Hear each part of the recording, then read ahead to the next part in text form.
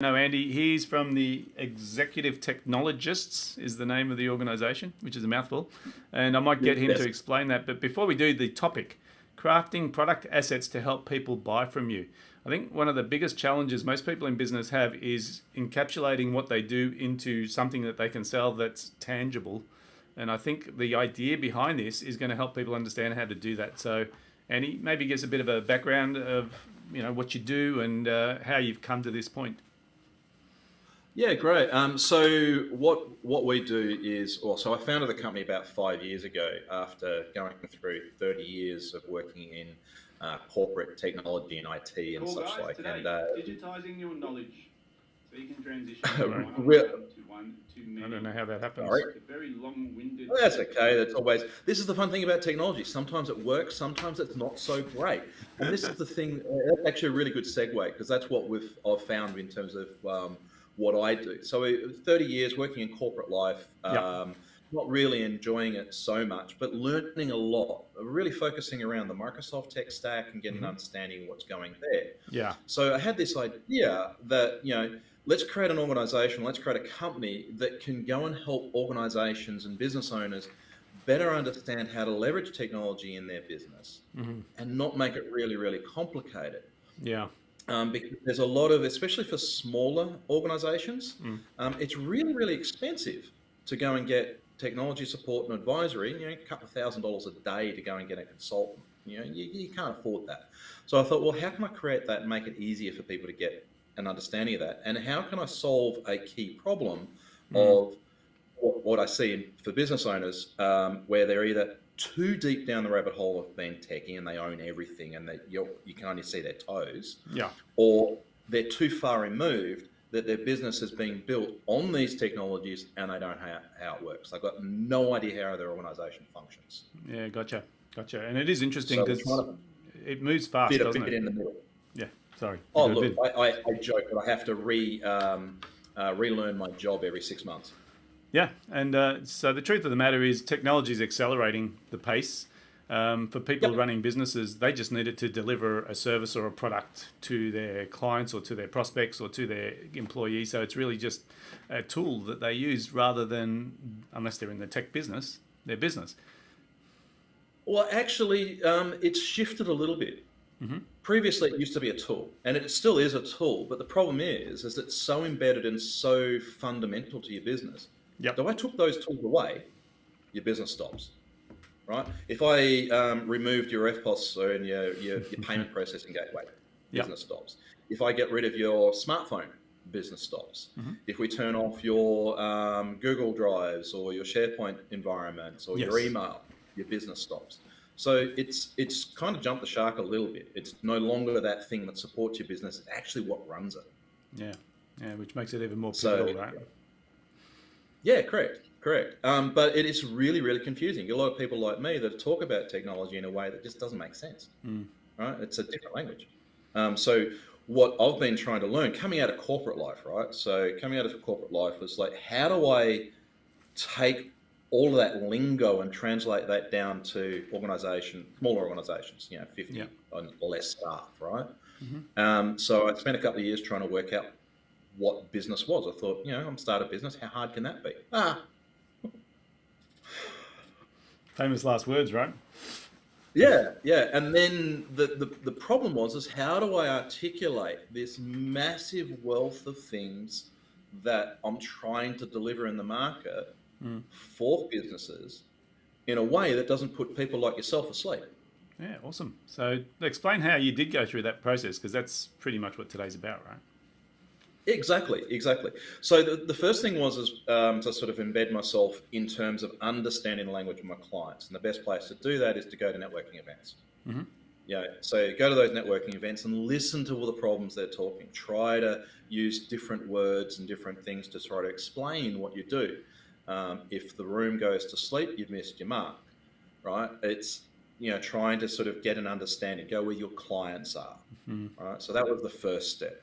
The next step was trying to work out what their pain points were, right? So what things are keeping them up at night, what's making them lose their hair, like myself, etc. What's stressing them out and then trying to solve that problem. Mm-hmm. And then the third thing is look for the gaps of what everyone else is doing in that market space and see if you can solve it. So that was the process I went through, and it took me a few iterations. Mm-hmm. I've got a couple of little slides I can probably share as well, to just sort of illustrate that point and some of the elements of what we did. And what we were trying to do was take all of these things, the pain points, the processes we need to go through, the ideal goals that you want to get to, and try to stick that on a page. That was the goal. That was the task. And now I learned all of this from a wonderful fellow by the name of Glenn Carlson. He runs a organization called Dent. Fantastic program he's got called Key Person of Influence. And he talks about how to actually put all this sort of stuff together. We learned some of the basics from what that was doing, and it sort of crystallized on this product on a page concept. Mm-hmm. But every business is different, and I just wanted to sort of share a little bit of the terms of my journey in terms of creating that, taking complex language of tech and putting it back to distill it down to a single question, and put it on a page. So if I can share, let me see if I get the right screen, just bear with me. So we put together a brochure and a couple of other things, but really the key one that we have is this handout that we provide for our customers. So this was one of the early iterations. Maybe not. What we might end up doing is putting it in as a... How's that? Does that come through? Let me see what I can do with this.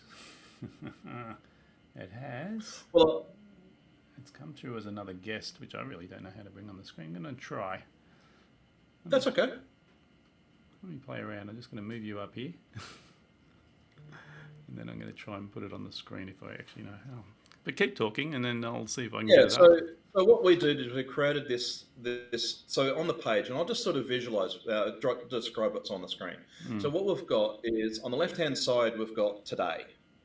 And we've got 7 keywords that when people and my clients were thinking about their particular problems when it talks about tech, there are 7 keywords that came to mind. It was either complicated, it was expensive, who's paying too much money for everything. Cool, there we go.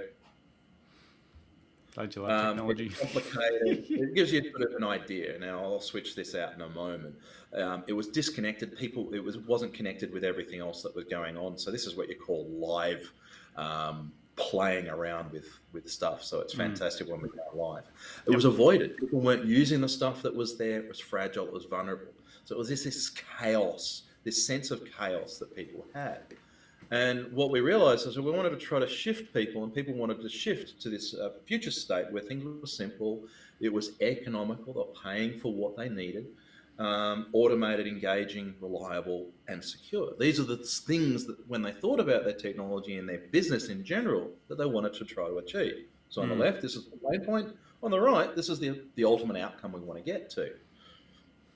And then we sort of played around with, well, how do we deliver this? We've got a bit of a methodology, and this was one of the early iterations that we did by putting it on the screen, and we could talk to this and help people along that journey. But then what we realized is that the advise, empower, support were a more fundamental piece of what we do, and we went, okay, so what do? Let's switch that one out, and then we sort of went and made some changes with those conversations. Still got the same concepts of what we're doing, but then we realized that in terms of our delivery model, we had 5 areas we focused on, but they weren't processes in their own right.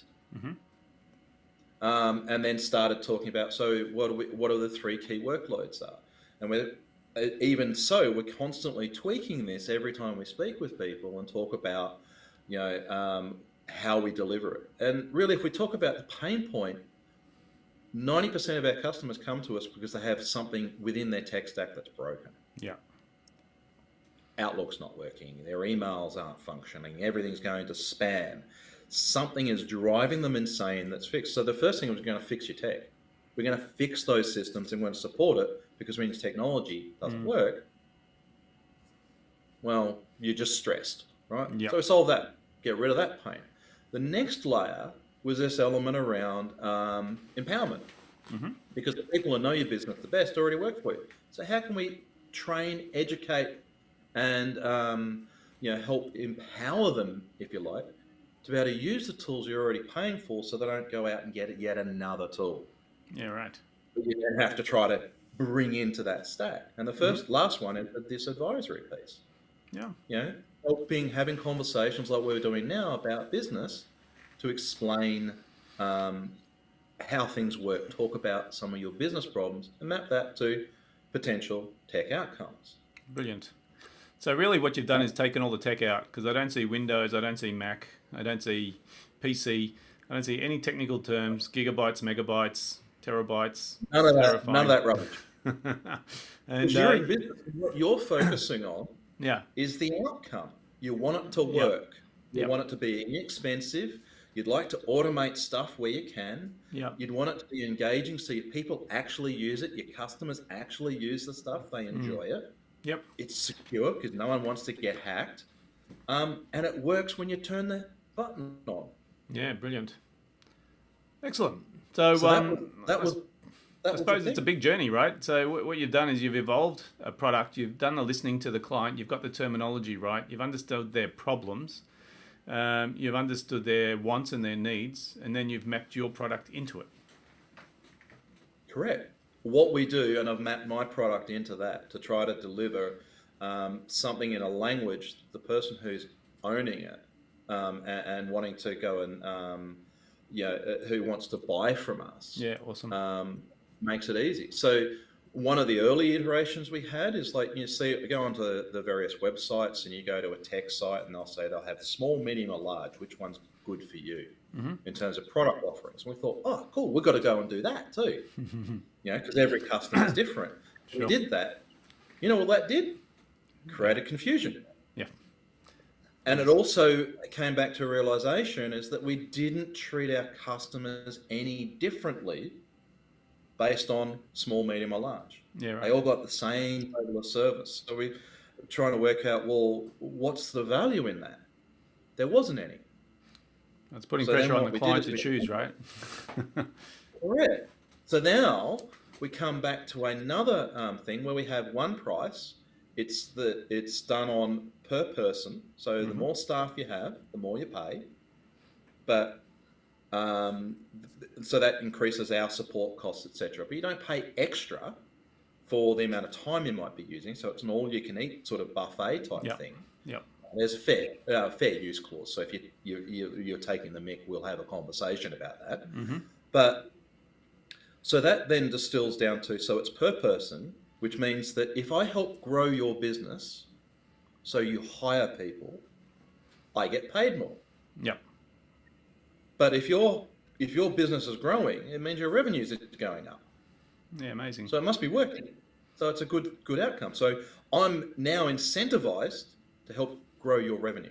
Yeah, brilliant. So the pricing model is non-threatening. It's based on the size I am right now. The delivery mechanism is exactly the same. And everything's focused around supporting my business rather than actually just trying to sell me hours. Yeah, exactly. Okay. And if I'm not delivering a good value into your organization, what's month to month? You just tell me to go away. Yeah, brilliant.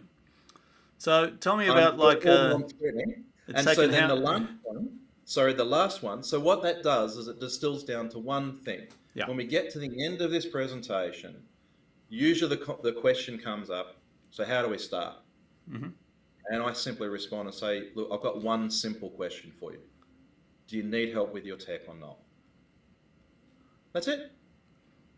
If they say no, cool, no worries, off we go. If they say yes, we get started. Yeah. Easy. So tell me again, how long did it take you to evolve this? How long did it take me to evolve this? Well, I started the business 5 years ago. Yeah. I went on a winding course around what I was trying to do and what I was about. Yeah. But by the time I finished that journey, that was about 3 years.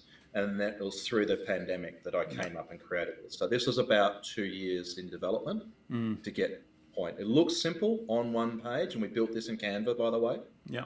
just to give you an idea of how you can build it. And then we just keep on tweaking it, etc. Keep on evolving. You'll see there's one point down there around this agility think about iteration. Yep. That's the trick to this. Yeah. Fantastic. Don't overthink it. Put it down. Use a piece of paper, scratch it out, throw it at an EA or a VA that you've got to go and put together the basics, and then start tweaking and evolving it. Test it with your customers, see what they think. Test it with new leads, see what they think. Get feedback. Test it with business partners. Feedback, and bring that back in. That's the trick. Yeah. So look, ultimately, I guess what stops people doing this is they're too busy. But the truth of the matter is it's not too busy, it's just they don't see the value in trading, like sacrificing some hourly rate time or some troubleshooting time to actually build something that actually creates a compelling future and an easy sales process. So to be all fairness for my business, until I had this and could talk to this, my sales was at 0. Yeah, right. Once I had this in place, I went from 0 revenue mid last year to passing $250,000 in the first year of trading. Amazing. And so really, but I suppose the lesson to be had here, and I'm just listening to you saying, I learned that I have to productize what I do. I learned that I have to speak my client's language, and I learned that I have to keep it simple so that they don't get sort of overwhelmed in information. And the other thing you mentioned is how many times you've iterated this. So it's not really like I created it and I'm done. I created it and I tested it. It worked. It didn't work. This part did work. This part got stuck. So there's this process that's going on. And the best thing for me is I'm looking at it going, this is super scalable. Because you could actually use the same document to sell to one person or 1,000 people. And and then the last one is on the second page is just sort of breaking it down in terms of details. Yeah. So there's the price. When people say, how much is this? It's just right there on the page. Right there on the page, in your fade, saying that's how much it costs. Yep. So don't hide. The other lesson there is don't hide from your pricing. I have so many conversations with other organizations, and when you keep trying to, most people are fishing for the number. Most people are fishing for the number. And because if you hide behind that, they're immediately going, oh, is this going to be scary expensive? So this is right up front, early on. Let's get that out of the way. Yeah, absolutely. Let's get that right out of the way. So you're not hiding from that price. That's another lesson that I learned from there. I used to price things based on complicated formulas and try to hide behind it, and it just didn't work. People want to know. Cool. And then immediately they can start budgeting it. They can start sticking into their cash flow projections, etc. They know that it's going to be X amount of dollars a month, and this is what they get out of it. Yeah, I get it. That's amazing. Look, very mindful of time. You've given us a bomb to think about. And now I've got to try and fix up my screen because it's all gone askew. This is technology at its finest. Let's see if I can get you back here. How do I do this? I don't even know. Get rid of this guy, put you in, make me about the same size as you, and we're back. I don't know how to do this. Technology, we love it. Look, the point here is pretty simple, right? Actually, cancel and publish, and we're back. There we go. There we go. The point of the message is pretty simple. What Andy's just demonstrated to us is that it's quite doable for even a technologist, to sit there and say, hang on, let's think about how I run my business. Let's think about what works, and let's think about what people actually want. And I think when you do that, you start to get a sense of it's actually pretty simple. It's not difficult. And the message, but you have to craft it, right? So crafting it requires you to spend the time, get the feedback, back to live mode, we're back, and just make it simple for people to buy. And I love that idea because everyone we talk to in business, we say, make it easy to buy. Take away any resistance, and resistance includes terminology, technology, complication, options, and give people one way to engage with you. And make sure it's benefit driven, not product driven, because they should see the result of purchasing from you, not the deliverable, if that even makes sense. That's awesome. And where I sort of came about this, I used to do a lot of consulting, and it was all time and materials based. And all that's doing is really incentivizing the person who's billing you based on time Yeah. to take as long as possible. Because they're going to get paid more because the longer it takes. Yeah. They don't want to do things quickly. They don't want to do things efficiently. They're not interested in, shortening or reducing how long it takes to deliver an outcome for you. So it's about translating back to, those things that we forget about often is return on investment. If I spend $10,000 doing X, I want $100,000 in return. Yeah. Well, how can we work out those sort of translations? If you're going to invest $10,000 with me, you want to be able to grow your business by $100,000. If that's the result, Yeah. that's a good outcome. 100%. So, look, it sounds overly simplified when we sort of sum it up this way, but if I'm going to ask you to summarize even more, if you were to try and sum up the advice to people in business in just a couple of sentences, how would you sum it up?